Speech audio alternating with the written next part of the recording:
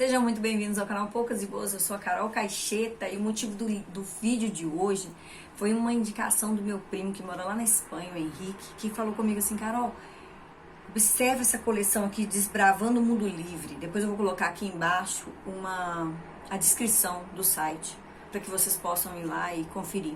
Gente, é fantástico quando a gente percebe que algumas editoras já estão buscando criar coleções que estejam voltadas a valores, a construção de caráter, de um cidadão melhor para o mundo, sabe? De um conhecimento financeiro, econômico, já para criança.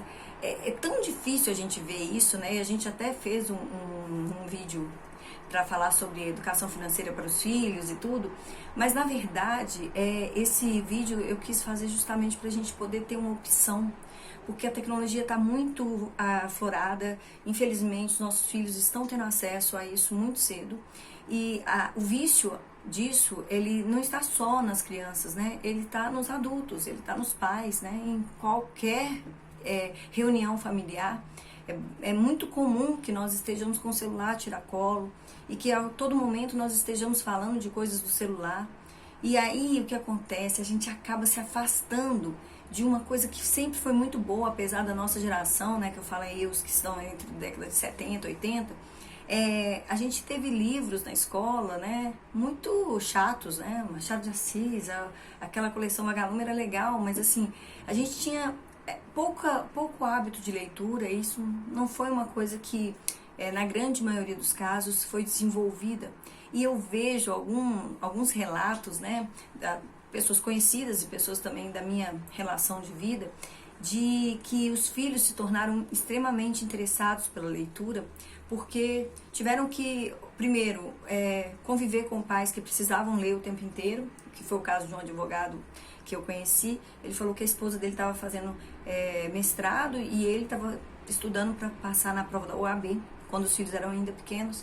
Então, naturalmente, os filhos chegavam na escola e tava aquele monte de livro em cima da mesa, e eles, às vezes, tinham que tirar os livros assim e servia o jantar com os livros meio em cima, né? Então, era uma convivência constante da leitura no dia a dia deles, e os filhos aprenderam a fazer dever de casa e ler em cima da mesa junto com os pais.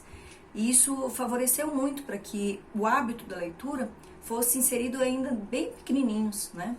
Coisa que às vezes a gente tem dificuldade.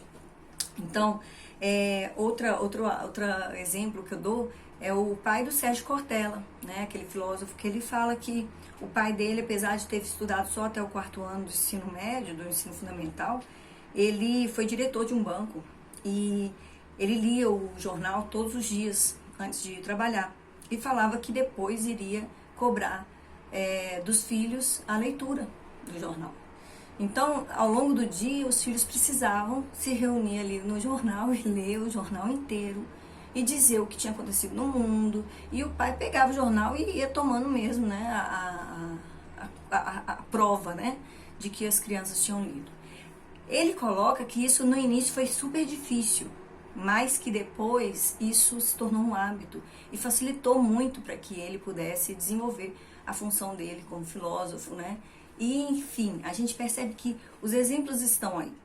A gente tem exemplos das gerações passadas, de pais que viveram o início da tecnologia com os filhos e que, de certa forma, isso prejudicou muito, né, na fase adolescente e pós-adolescente. A gente tem a oportunidade agora de conseguir aplicar nos nossos filhos ou de fazer algo para mudar isso enquanto há tempo. Porque a gente sabe que a gente cria os filhos para o mundo, a gente sabe que a escolha vai ser deles, mas nós temos a responsabilidade de, através do nosso exemplo, arrastá-los para um caminho melhor, né? Porque a palavra, ela convence, mas o exemplo arrasta. Então, talvez, eu fico pensando assim, quando a gente fala para o filho, olha, não, filho, eu não quero celular na mesa para onde a gente estiver comendo. Filho, quando eu estiver falando com você, me escuta, olha pra mim, você fica com o celular aí o tempo todo na mão. Quando a gente fala isso pra criança, a gente acaba não se vendo na criança. Porque é exatamente isso que acontece quando nós estamos com o celular na mão. Quando nós estamos almoçando com a família e o celular tá ali. e toca o celular e você para tudo e vai atender o telefone. E eu nem tô aqui para poder julgar ninguém, tá, gente? Porque eu sei que nós sabemos as nossas responsabilidades e do quão necessário é, às vezes, atender aquela ligação que nós estávamos esperando. Mas que isso seja uma exceção, que isso não seja uma coisa comum, né, do dia a dia, que isso seja de fato uma exceção, para que a criança entenda também as suas prioridades e que você possa estabelecer aqueles momentos de ócio, né, na sua vida, porque a tecnologia, ela não faz mal só para a criança, para o jovem, não, sabe?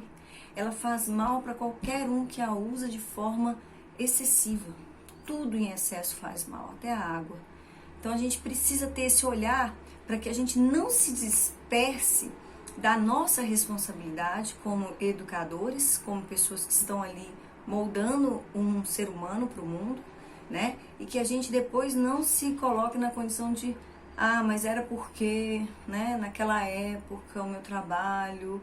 A gente precisa tirar o culpado, né, e colocar a gente como o responsável direto para essa mudança comportamental e talvez até mesmo essa vontade de fazer diferente.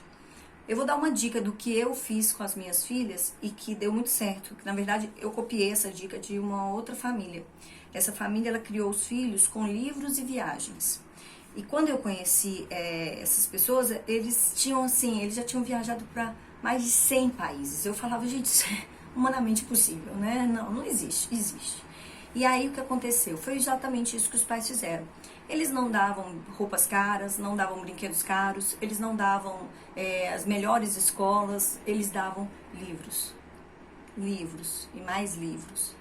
E davam viagens. E o presente de aniversário deles eram viagens. Então, como eles tinham 2 filhos, eles sabiam que eles iam sempre fazer as viagens com os filhos nas férias. Então eles falavam, olha, de aniversário você escolhe o local dentro desse espaço aqui e você escolhe o local. E aí eles se organizavam e aquilo ali foi abrangendo, né? Então quando eles cresceram, continuaram. Qual o país que você quer conhecer dessa vez? E eles faziam todo um esquema sobre aquilo dali, entendeu? Eles estudavam a língua daquele local, eles estudavam sobre cultura daquele local, então eles viajavam juntos e faziam daquilo dali uma oportunidade de conhecer uma nova cultura, uma nova oportunidade. Porque, na verdade, quando você viaja, você traz a sua experiência para aquele local, mas você volta com muita bagagem, né? Uma bagagem de vida muito maior. E o livro traz isso também, porque através do livro você viaja, você se permite ir ao encontro daquela opinião que você não tinha a respeito daquilo que você está lendo. E isso abrange a sua capacidade de empatia, de tudo, de resiliência, de se enxergar no outro. Enfim, eu estou aqui buscando somente criar uma alternativa. Hoje eu escutei do meu marido uma coisa que eu achei super legal. Carol, eu tô pensando muito em teclado, eu vou comprar um teclado, vou começar a aprender a tocar um instrumento. Achei fantástico, porque na noite anterior, eu e meu marido, a gente viu um filme sobre a história do Paralamas do Sucesso, né, um documentário. E foi super legal a gente perceber que as pessoas, às vezes, elas começam a desenvolver algo por amor, porque querem, e às vezes porque tiveram a oportunidade de ter acesso àquilo ali. Outras porque não abriram mão daquilo que queriam e foram, além de persistentes, disciplinados. Sabe, eu acho que cabe a gente também refletir se a gente pode, de repente, desenvolver algo novo na nossa vida, diferente daquela estrutura que a gente já vem tendo, que é com tanta informação, com tanto vídeo, com tanta notícia, com tanto, sabe? E, de repente, criar o hábito da leitura, criar o hábito de desenvolver aptidão para um instrumento musical, né? Que isso possa trazer para você um momento de desligar, de você também conseguir encontrar um outro caminho para você. É isso que eu desejo. Eu vou colocar aqui também algumas opções de livros para crianças. Eu gosto muito de uma escritora lá de Salvador, a Emília Nunes, que ela é fantástica, ela desenvolve livros para crianças, mas com uma leitura super gostosa, muito atual. E eu acho que é isso que a gente pode começar a desenvolver. Criar compras de livros que estejam mais dentro dessa realidade para a criança, que possam depois desenvolver entre vocês, né, a prática da leitura em conjunto, de vocês terem aquele hábito de ler para os seus filhos à noite, da que a criança se envolva em, às vezes, folhear o livro dentro do carro, ao invés de ver um filminho no tablet, né? Trazer para ela o livro como um presente. Pode ser que dê certo para vocês como está dando certo para nós, tá? Até hoje, as nossas filhas não pegam em celular. Elas têm acesso aos vídeos, aos filmes, mas pegar no celular e manusear, eu não deixo.